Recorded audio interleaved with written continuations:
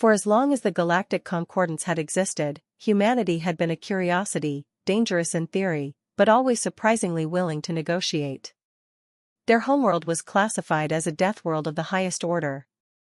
Gravity that strained every alien physiology. Storms that could shatter continents. Microbial life so aggressive it required sealed suits to visit. And yet, when the Terrans joined the Concordance, they came bearing treaties and open hands. The archives recorded it plainly. Species 8761, Homo sapiens. Death world origin. Cultural orientation, cooperative. And so, in time, most species forgot to be afraid. Until the war. The Rilthak Dominion's first strike arrived without warning. 1,000 warships translated into Sol space, deploying kinetic bombardment weapons toward Earth's surface. The Dominion strategists believed that a decisive decapitation strike would force the Terrans to surrender before they could retaliate. From the observation decks of the flagship Dominator of 9 Suns, High Warlord Tresk watched the bombardment unfold. "Is it done?" he demanded. A sensor officer turned, her tendrils quivering. "Yes, Exalted One. Major urban centers have been erased." Tresk exhaled through his gill slits, a gesture of smug relief. "Prepare the occupation contingents. Signal the rest of the fleet to advance." The bridge fell quiet as the comm channels crackled. An open transmission was coming from Earth itself. A human voice, calm and unhurried. "This is Fleet Marshal Avellini Rourke, Terran Defense Command. Your unprovoked assault has been recorded. All further hostilities will be considered acts of genocide."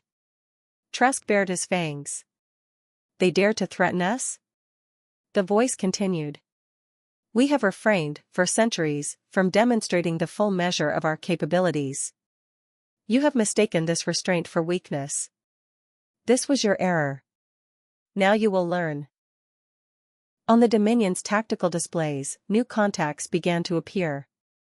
Hundreds at first, then thousands, spatial distortions blooming in every quadrant of Sol space.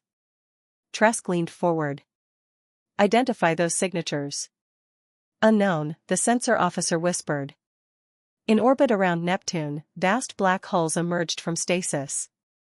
Cyclopean vessels the size of small moons, their surfaces marked by runes no concordance historian could decipher. Each was wrapped in layered fields that bent sensor scans into nonsense.